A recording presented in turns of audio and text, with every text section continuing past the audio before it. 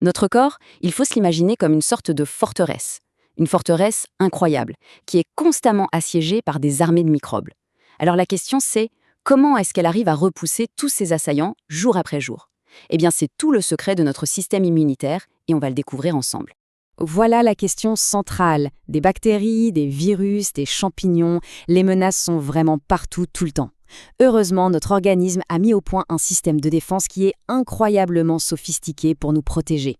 Pour bien comprendre comment tout ça fonctionne, on va garder cette métaphore de la forteresse médiévale.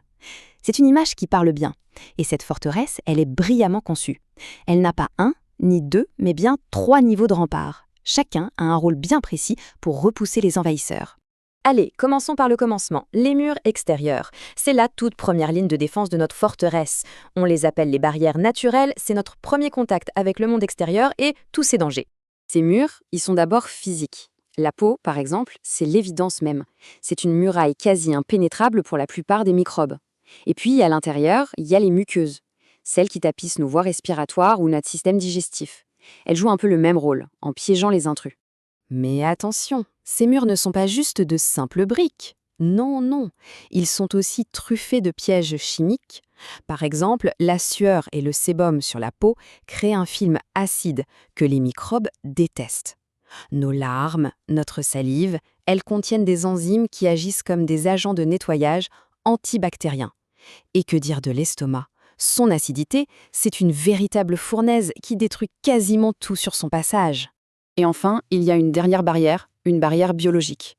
Notre corps abrite des milliards de bonnes bactéries, ce qu'on appelle la flore microbienne. En fait, ce sont nos alliés. Ils occupent déjà tout le terrain et ça empêche les microbes dangereux, les pathogènes, de trouver une place pour s'installer.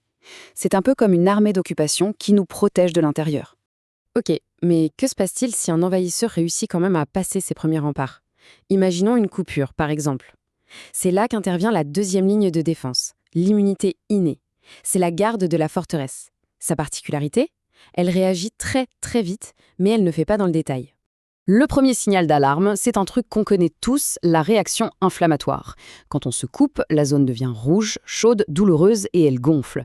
Bon, ce n'est pas agréable, c'est sûr, mais c'est le son du tocsin. C'est l'alarme qui est donnée pour isoler la zone de combat et appeler des renforts en urgence. Et qui sont ces renforts, justement?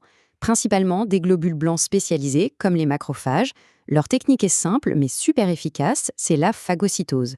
En gros, ils agissent comme les services de nettoyage du champ de bataille, ils encerclent les microbes, ils les mangent et ensuite ils les digèrent. C'est une intervention rapide et absolument cruciale. Un autre outil de cette deuxième ligne de défense, c'est la fièvre. En fait, en faisant monter la température du corps, l'organisme crée un environnement qui n'est pas du tout favorable à la multiplication de beaucoup de virus et de bactéries. C'est une stratégie très maligne pour ralentir l'ennemi. Maintenant, si l'infection persiste malgré tout ça, la forteresse passe au niveau supérieur. Elle déploie ses forces spéciales, la troisième et dernière ligne de défense, l'immunité acquise. Alors elle est plus lente à se mettre en place, mais elle est redoutablement précise et intelligente. Cette unité d'élite, elle est composée de 2 types de soldats, les lymphocytes B et les lymphocytes T. Les lymphocytes B, on pourrait dire que ce sont les archers. Ils fabriquent des anticorps, des sortes de marqueurs, qui vont aller se fixer sur les envahisseurs pour les désigner comme cibles. Les lymphocytes T, eux, c'est l'infanterie d'assaut.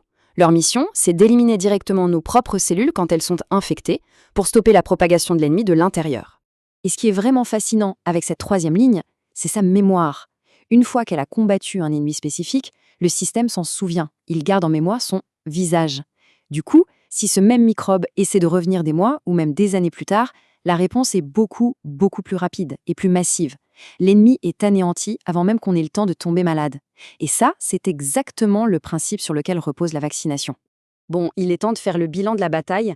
Des murs extérieurs jusqu'aux forces spéciales, on a vu 3 niveaux de défense très différents, mais qui sont en fait parfaitement coordonnés. Résumons un peu leurs caractéristiques. Ce tableau résume parfaitement la stratégie de notre forteresse. On voit bien la première ligne, nos défenses naturelles. Elles ne sont pas spécifiques, mais leur action est immédiate. Ensuite, l'immunité innée, toujours pas spécifique, mais très rapide pour réagir en cas de brèche. Et pour finir, l'immunité acquise, incroyablement spécifique, mais plus lente à s'activer la toute première fois. C'est vraiment cette combinaison de vitesse et de précision qui rend notre système si redoutable. Finalement, le vrai secret de notre forteresse, c'est sa coordination. Ce n'est pas juste une muraille, c'est un système vivant, intelligent, qui évolue.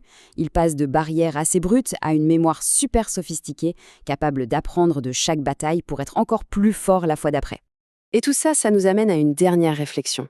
Cette mémoire immunitaire, aussi puissante soit-elle, est-ce qu'elle est infaillible? Est-ce qu'elle peut oublier? Est-ce qu'elle peut être trompée par des microbes qui, eux, mutent constamment? Voilà une question qui montre bien que l'étude de notre forteresse intérieure est encore loin, très loin d'être terminée.